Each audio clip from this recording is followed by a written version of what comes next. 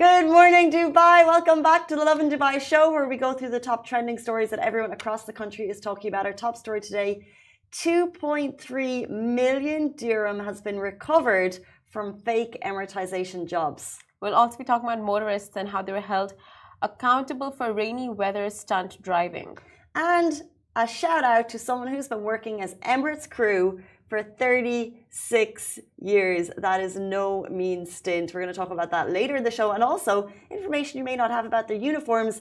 That's all coming up on this morning's show. But before we get to all of that, Simran. Before we get to all of that, so what I saw on socials the other day was a very sweet gesture, amazing, like a husband-wife moment. Amir Khan gifted his wife beautiful fancy Mercedes G-Wagon, look, top of the notch with a bow, the whole works. The whole thing, right? So the comments were just like, they were quite I think shady and negative and stuff. So I went online, I did a quick search as to like what is happening, why are people so just salty about this couple. And it's basically they've been in headlines for just, I think they've had a public fallout. There were cheating scandals, this and that. So basically, he gifted her a G-Wagon to, as a gift, like a form of a makeup. Like makeup gift. Makeup gift. So then it got me wondering. It shows that they're strong, I guess.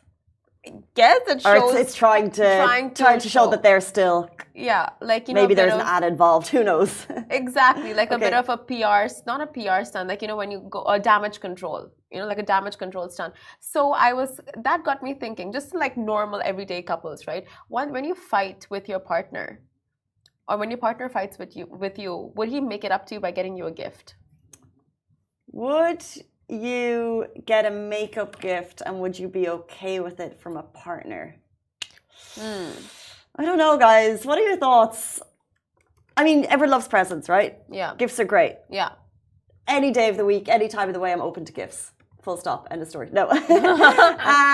But does it feel a little sour after you've had an argument with your partner? Yeah. Right? Like, I don't know if that's the best way to kind of reconcile, by getting your partner a gift. Because you would think what you would want after a fight is communication. You would want to, like, just talk it out. You would want to, like, understand what the problem was, come to a solution, make sure it doesn't happen again, like kind of get to the root of the cause. But getting a gift, it's just like brushing everything under the carpet. Here's a nice shiny gift, like a PS3 for your boo, or like a nice Swarovski necklace for your gal, and like you call it a day. Swarovski. I think if you're not in the situation, it's hard to imagine. You're thinking, oh, of course I'd like a gift. But I think I was in a relationship before. It wasn't going well. An anniversary came along and I got a nice gift, but it doesn't really fix anything.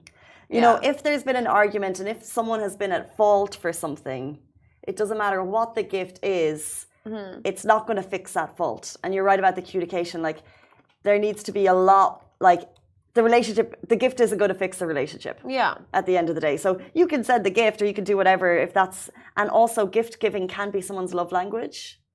So for some people, maybe gift giving is an important marker for we've moved on. But personally, if we had an argument over something serious and it was a makeup gift to apologize, that's not going to fix it. Yeah. Send 10. I mean, it is a sign of remorse. It is one of the signs. But of course, like, you would not just expect a superficial gift after a fight. Maybe even if it was something very thoughtful, an experience planned out for the both of you. I don't know, like a very thoughtful gesture. Well, the more thought, the better. To a materialistic. Yeah. Oh, yeah. So, like, one big gift, no. But if it's like they've done like a, I don't know, a treasure hunt around the city, and they've put like all the thought and hours and show, like, it's because it's the thought rather than I'm just putting money on something and hoping and then expecting things to go away. Yeah. It's not a quick buck that's going to change it. It needs like thought, care, all of that. I don't know. It just feels like in those situations, there's not a person just gifting away after a fight or to make up for something. Not going to cut it. Definitely not, right? 100% not. Guys, let us know. Like, comment and let us know what you guys think about this topic. And would you be okay receiving gifts after a fight? Because I'm sure a lot of people would actually. Good. I'm sure a lot of people will actually. Good morning to all of you. Thank you so much for tuning in. And thank you everyone for your comments. We love to see them. We also see there is a bot. There is someone, what are these accounts? There's a bot account sending some messages as well. Good morning to everyone except whoever runs those bot accounts. You are so annoying. Anjke is like, hi Barbie. Hey Barbie. It is releasing today across UAE cinemas, so that is exciting stuff. Do you have tickets? We hear cinemas are up to 70, like maximum capacity across all. This is going to be the biggest release of the year. Hands down. It was delayed to a point, then it was brought forward. There's been question marks over it, but now today is the day. It is coming out. So if you've got tickets, let us know how it goes. I'm not going. I'm just dressed the part. And you look beautiful. For the longest time, cinemas in the UAE were just like a very like hush, hush, hush. And now we have 3 massive releases. One is a Bollywood movie. One we have Oppenheimer. The third we have Barbie. And it's just like you have never seen the cinemas so full, so sold out, so buzzing in a very long time. And it's come at the perfect time because it is absolutely roasting outside. So where would you rather be? Tucked up in AC in these like unbelievable experiences that the cinemas provide. Let's jump into our top story this morning.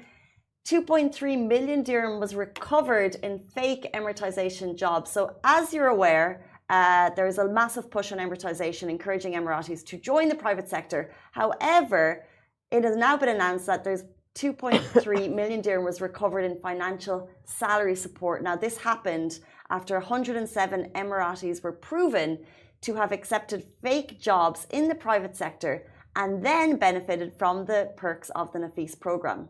The Nafis program is a federal scheme that helps UAE citizens find jobs in the private sector and offers financial salary support and other benefits. However, fake Emiratisation is when a private sector company creates a job for UAE citizens to have them enrolled in the company's record, but no real work is provided or needed. What? Who is doing that? Like just giving a salary for the sake of it and not even like having anything to give the person as a responsibility. What type of employer is thinking that that's economically beneficial? I mean, I have no idea. You have all kinds of people out there. Anyway, MOHRE has urged UAE citizens not to be lured by these fake Emiratisation jobs. Everyone is encouraged to report any violations related to Emiratisation policies by calling 600 59 000 or through the ministry's smart application or website. Now, this is available on our website and on Instagram if you'd like more information about it. Thank you to Farah for writing this last night.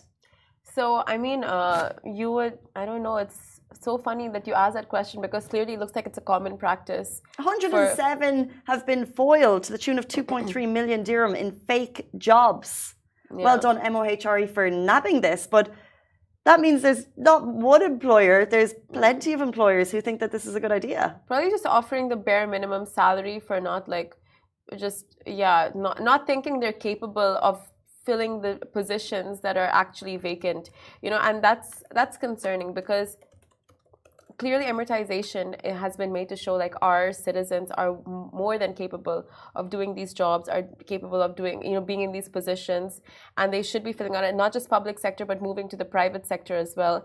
And then seeing that the lack of trust in the people of the country, I don't know if it shows a lack of trust, but just as a quick recap, the rules became official, let me check on the date, but a private company with 50 employees or less on their payroll, they need to have one Emirati, and additionally if the company has a headcount of between 51 and 100 employees, then they need to have 2 Emiratis on the payroll. And there was different dates and deadlines added for this. So I think within pressure, maybe private sector companies made fake jobs on their payroll. It's very confusing. However, clearly the Ministry of Emiratisation Human Resources is on the case, and already 2.3 million dirhams has been foiled in that nature.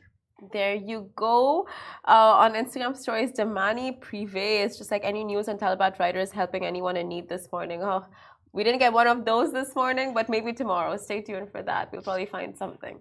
But our next story is about motorists, though, and how they were held for rainy weather stunt driving. A bunch of drivers in Dubai are in a pickle after trying their luck with stunts on public roads when the rain was pouring. Now, trouble rained on them when the viral videos were caught. When their viral videos caught the eyes of everyone on social media, and Dubai police didn't let it slide. They gave these stunt lovers a one-way ticket to the public prosecution for a legal chat, and their rides, well, they're taking a timeout in the impound yard.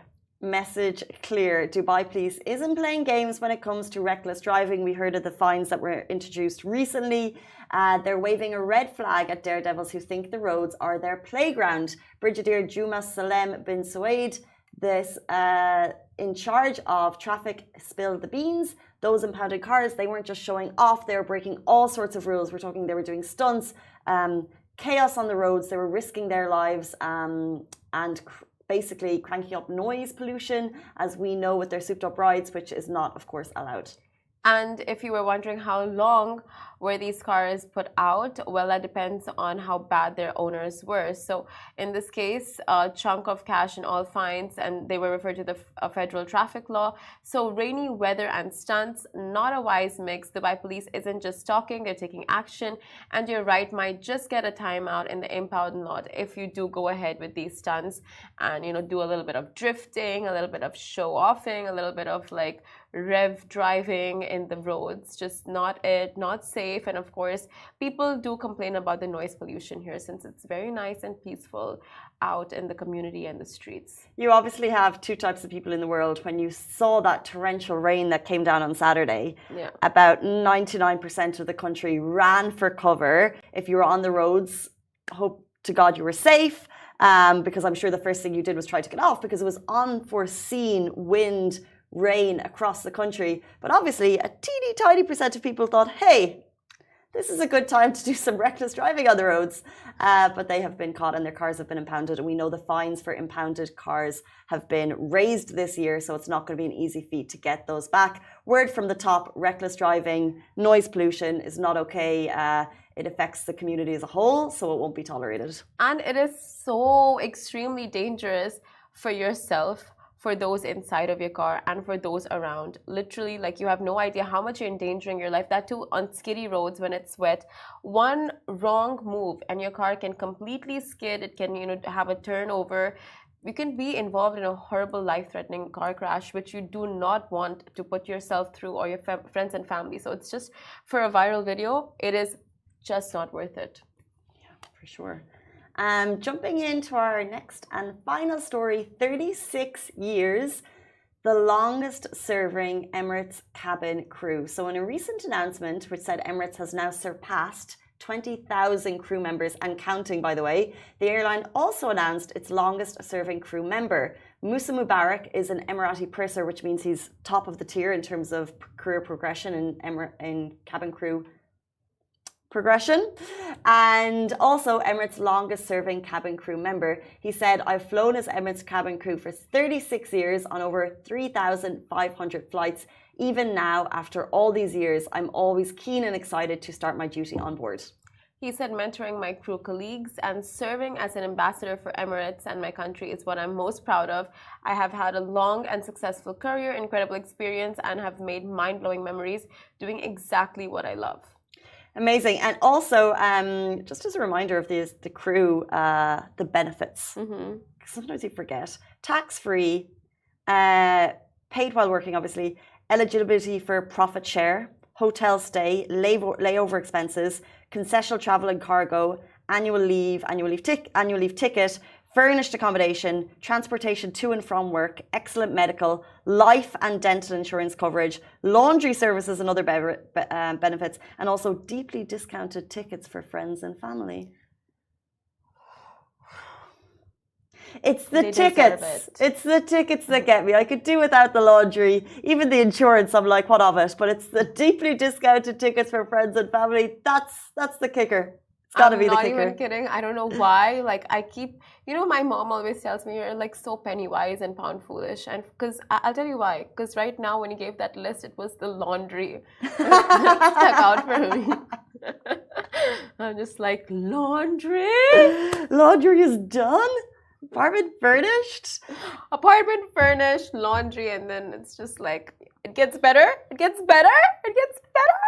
And I think, crew, if you're watching, please correct me if I'm wrong, but there are benefits. So yes, deeply discounted tickets for friends and family, but if you surpass a certain number of years, I think it's 15, but it could be 10, then you yourself will have a free ticket for life with Emirates based on terms and conditions. So maybe it's annual or something, but you'll always be able to fly with Emirates for the rest of your life for that long-serving commitment. It must be 15 years.